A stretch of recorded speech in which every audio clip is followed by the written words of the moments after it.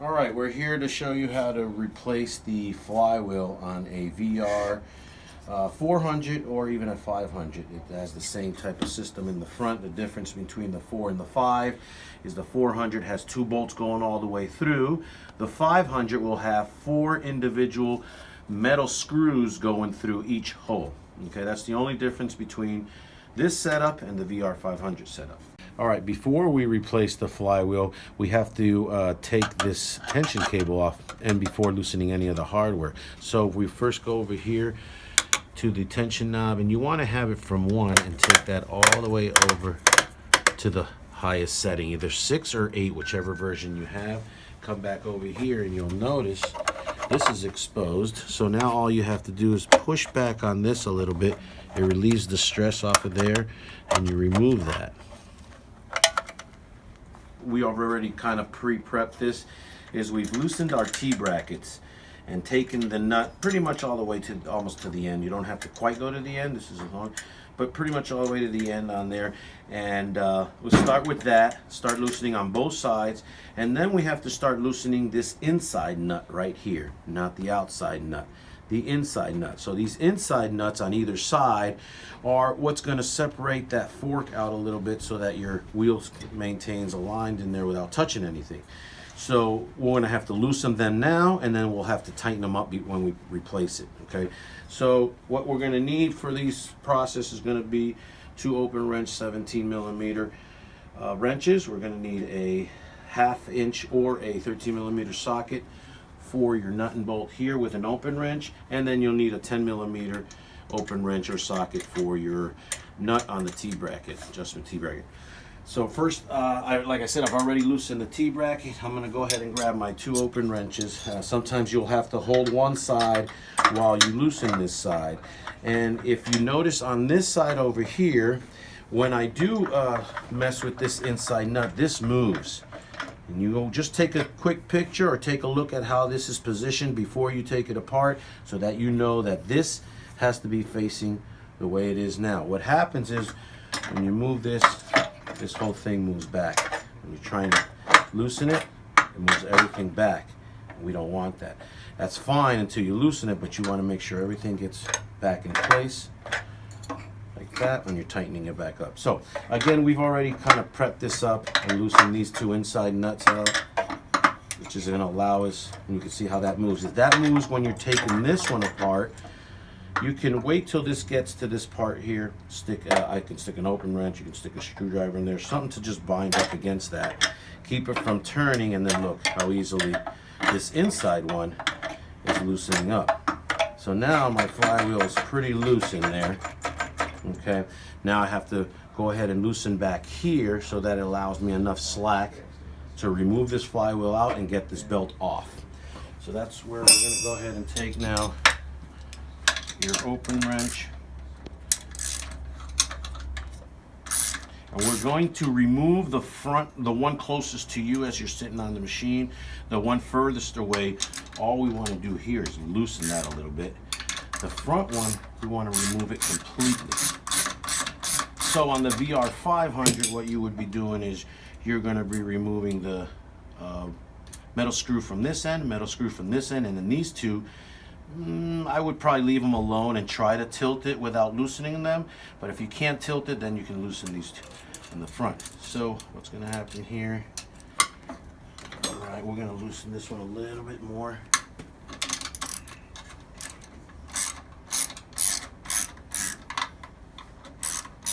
There we go. That's pretty loose now. But not take it completely out.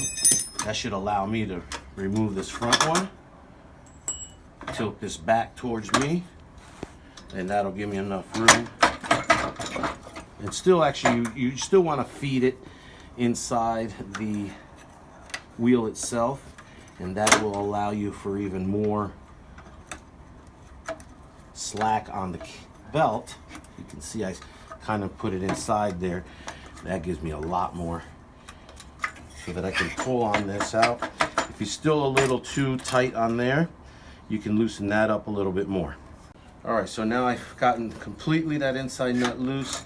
I'm pulling this forward, belt's inside there. I'm gonna pull this forward, bring this out, and that just popped out.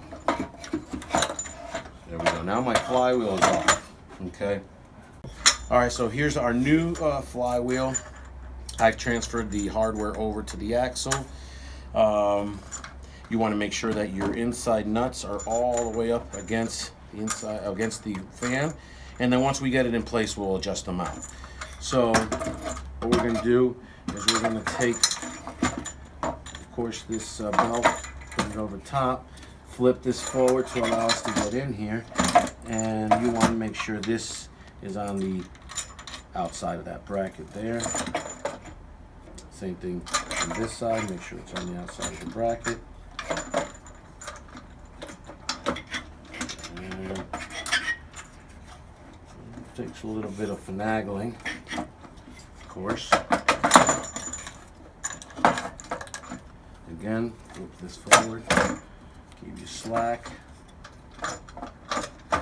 Bingo, there we go, got that there. All right, now we're gonna take this, bring it forward again, because we want to remove this out of that wheel. And again, we're going to have to work it. Underneath, worked it, and boom, here it goes. We got it back on. All right. We could always adjust this belt later if it's off-centered once we get it tightened down. So there we go. Got that. Now what I'm going to work on is at least tightening these up and get this a little snug. I don't want it completely tight, I want it snug, so then I can work on my inside nuts. Alright, so I've kind of gotten my T-bracket adjustment down a little bit further into the screw on either side. That gives me a little bit more of a tightness in here so I can work with. I also went ahead and started tightening my inside nuts first. The outside we will do last, very last thing we're going to do, the inside ones. And again, when you were tightening this inside insert moves. As you can see, it's moved on me. It's out of position. So I want to get this back in position, and I can do it by moving the whole wheel, pushing it, bringing it around, and remember that's the position we want, as we showed you in the beginning of the video. Once it's that's the position we're going to want when you're done tightening it. But when you're tightening this, again, that moves, and what I'll do is I'll put a screwdriver here and get that back to tighten up again. It holds it in place, and allows me to tighten that nut down. And then once you get the two nuts in the position you want them, you can go ahead and adjust this again, bring it forward, right there. That's where you want that. All right, so I kind of put the hardware, this back in place. After that, I want to make sure I get my bolt on through here before I tighten this, or if not, it's going to lift it up and I won't be able to get it in there. So you can see, just line it up right through. Get your nut. So now that this is secure, we can go ahead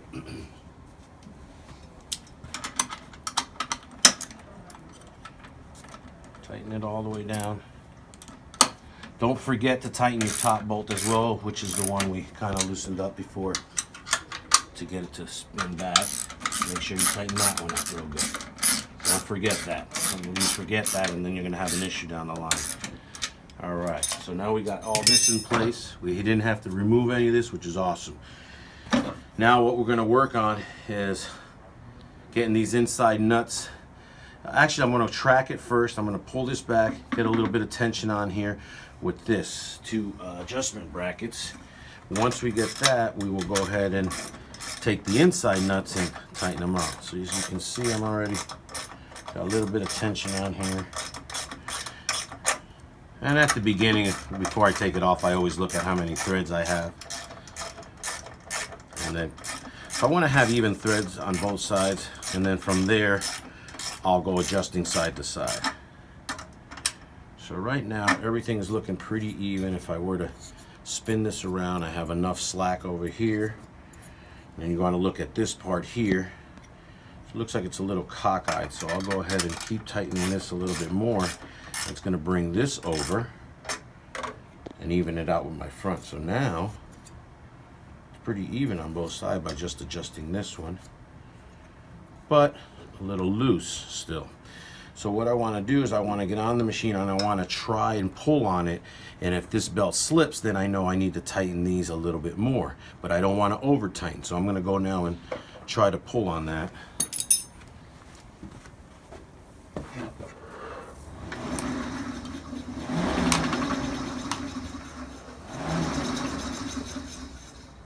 Feels pretty good.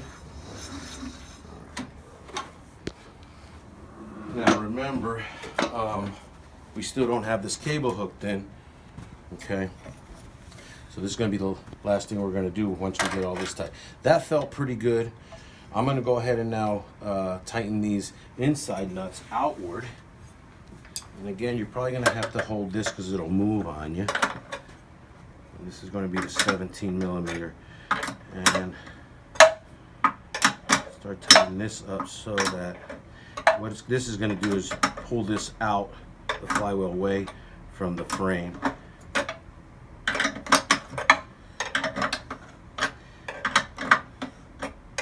You'll start feeling it get tight. And then you want to do this side.